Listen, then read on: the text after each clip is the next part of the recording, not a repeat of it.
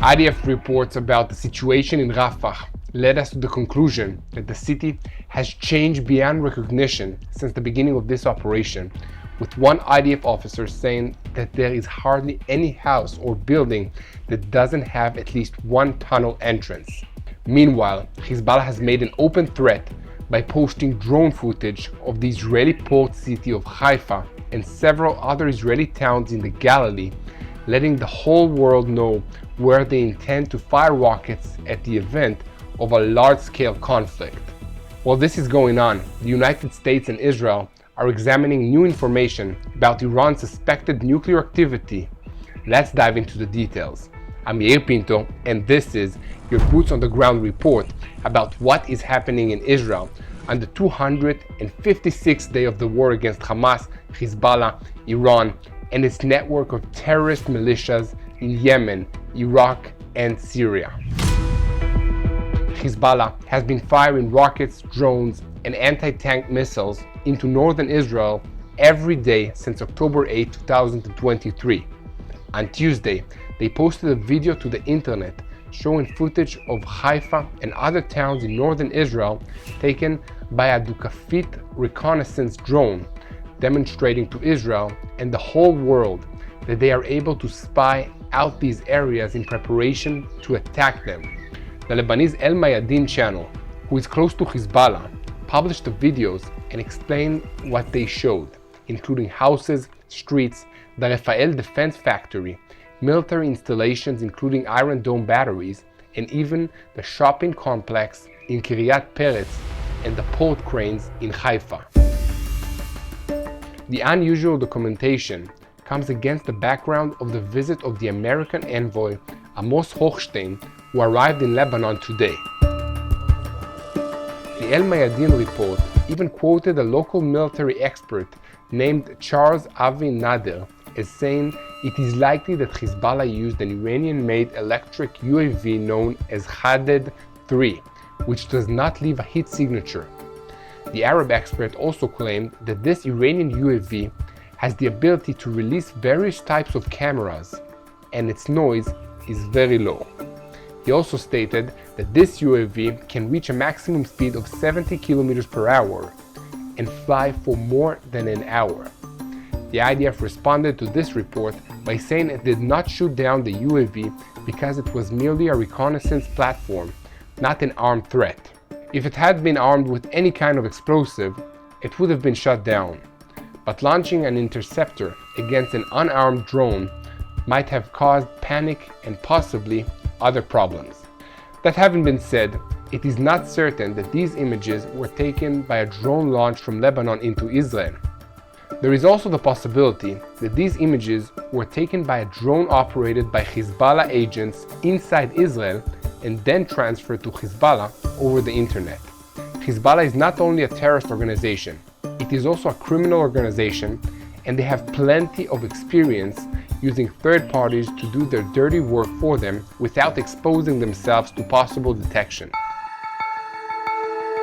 We do know that at least one of the alarms heard last week in Haifa Bay was the result of a UAV that did not arrive to attack, but to take pictures, and as far as we know, was not shut down.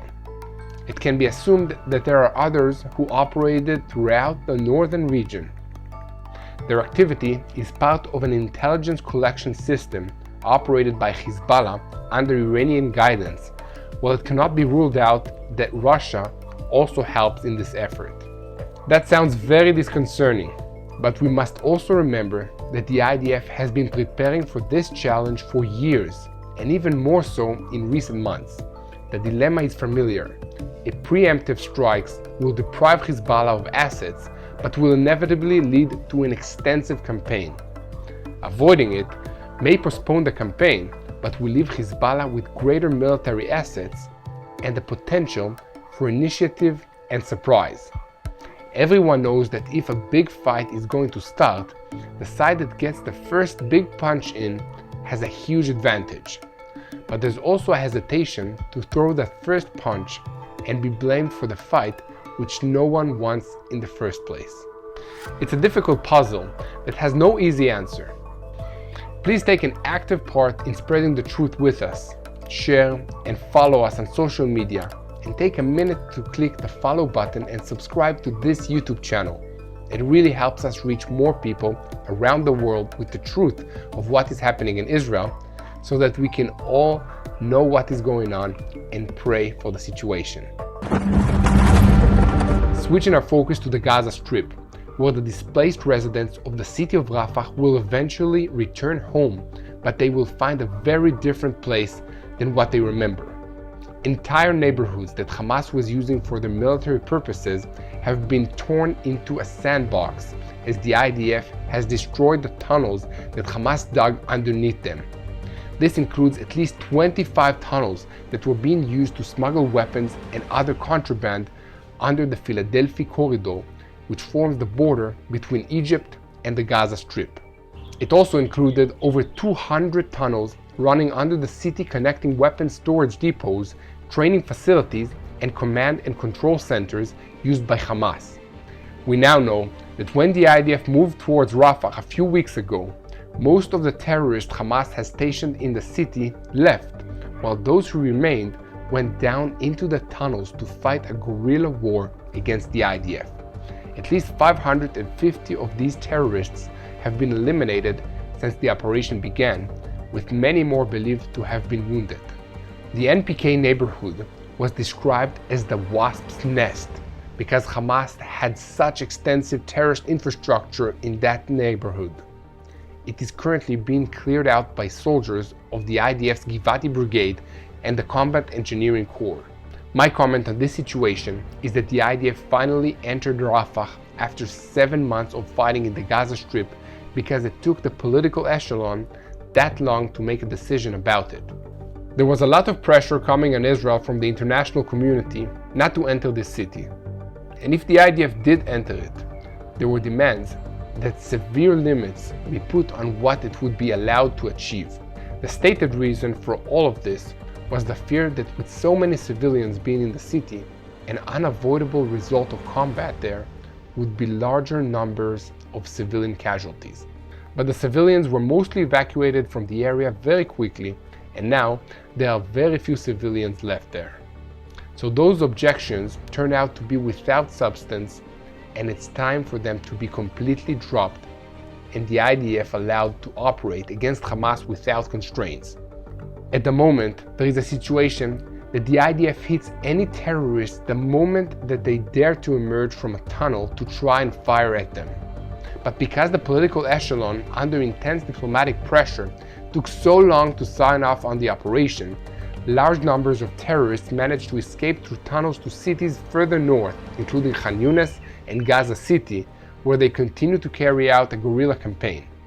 In doing so, they had the benefit of all the lessons learned by Hamas in fighting earlier battles in these cities, and this made them much more dangerous. All of that could have been avoided, and it's a mistake that shouldn't be allowed to happen again. In any case, within 12 hours of their move into the city, the Givati and the 401st Brigades of the IDF, in coordination with the Armored Corps, had completed the capture of the Rafah crossing and taken control of almost half of the Philadelphia corridor. This was a major strategic objective of the campaign, and it continues to be an important part of the plan for strategic victory over Hamas.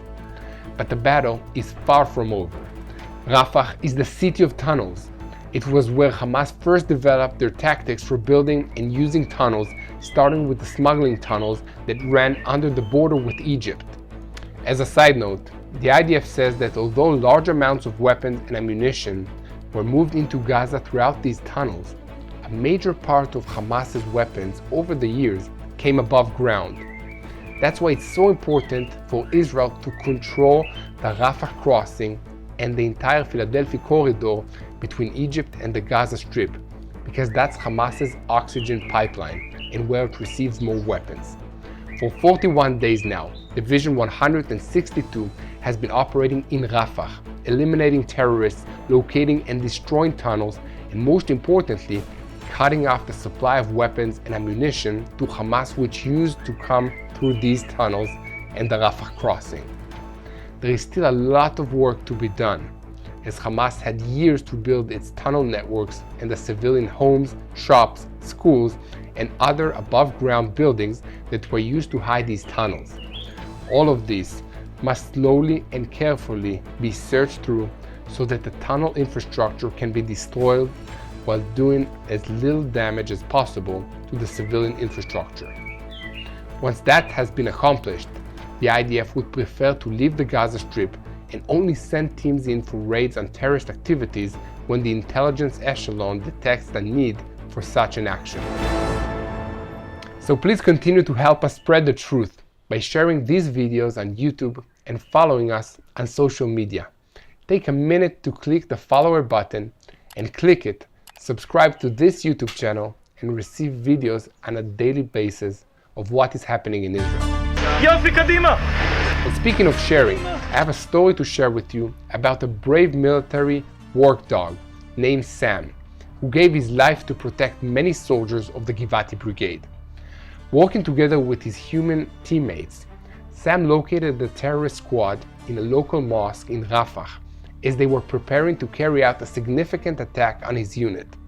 During his operation, Sam showed rare courage as the video shows him attacking the 6 members of the terrorist squad, grabbing hold of one of them and not letting go even when the other terrorists opened fire at him. The tunnel entrance that was used by the squad Sam had so bravely attacked on his own led to one of the most significant tunnels the IDF has discovered so far in Rafah.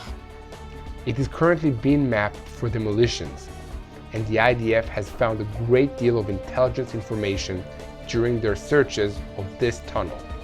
Sadly, Sam the dog died of the wounds he suffered during his battle with the terrorists, and he is one of many brave dogs who have been killed while serving the state of Israel in this war and saving dozens of soldiers of the IDF.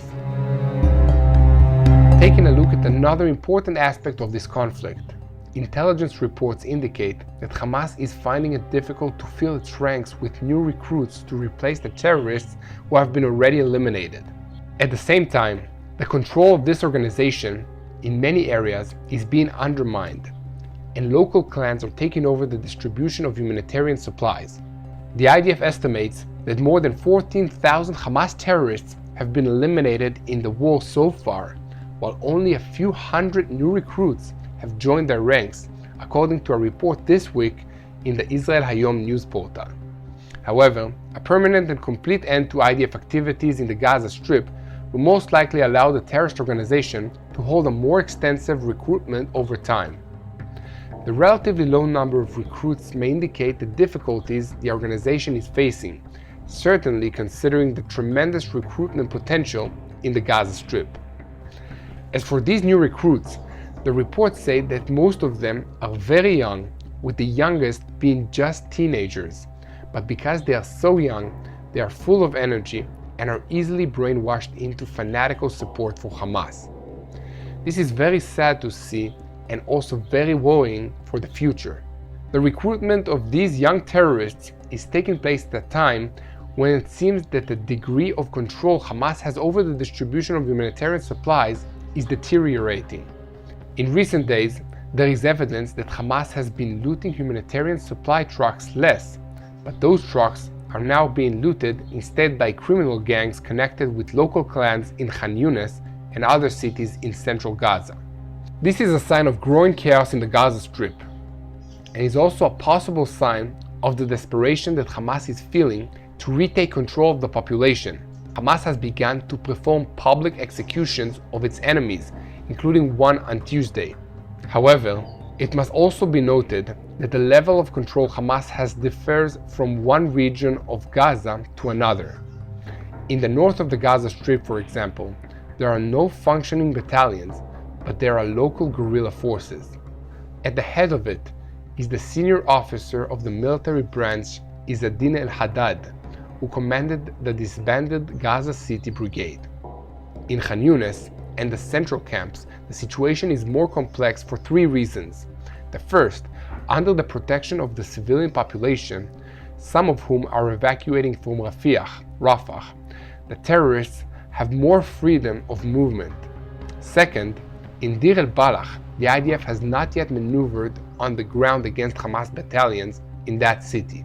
And third, there are more potential recruits compared to the north of the Gaza Strip, where only about 300,000 people remain. Beyond that, even senior leaders of Hamas in the Gaza Strip have not yet been eliminated or arrested. This means that the IDF will need several more months and maybe longer to complete the eradication of Hamas. At this point, Hamas is still in the twilight stage, the transition of the terrorist organization from a military entity with almost absolute rule to a guerrilla organization with limited capabilities. What is important is that the head of the snake of the military leadership in Hamas remains at large, except for Marwan Issa.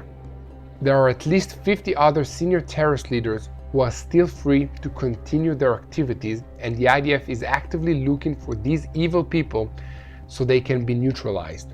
To conclude today's report, it is my sad duty to tell you that the temporary pier established by the United States to move humanitarian aid and supplies into Gaza has failed its purpose. This is not just my opinion.